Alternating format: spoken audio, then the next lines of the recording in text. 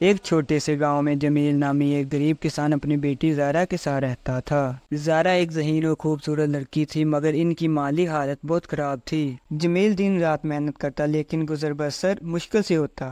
زارا نے ہمیشہ اپنے والد کو تکلیف میں دیکھا اور وہ چاہتی تھی کہ ان کے حالات بدل جائیں۔ ایک دن زارا نے اپنے والد سے کہا، ابا جان، میں چاہتی ہوں کہ میں بھی کچھ کروں تاکہ ہمارے حالات بہتر ہوں۔ جمیل نے اسے پیار سے کہا، بیٹی، تمہاری تعلیم سب سے اہم ہے، لیکن اگر تم واقعی کچھ کرنا چاہتی ہو تو میں تمہاری حمایت کروں گا۔ زارا نے سوچا کہ اسے اپنی تعلیم کا استعمال کرتے ہوئے کچھ کرنا چاہیے۔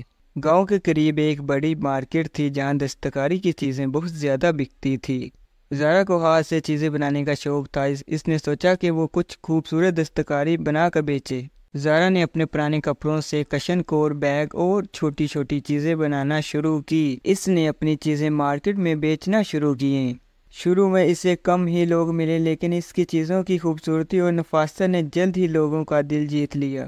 چند مہینوں کے بعد زارا کی محنت رنگ لانے لگی۔ اس کی چیزیں نہ صرف گاؤں کے لوگ خریدنے لگے بلکہ باہر کے لوگ بھی اس کی تعریف کرنے لگے۔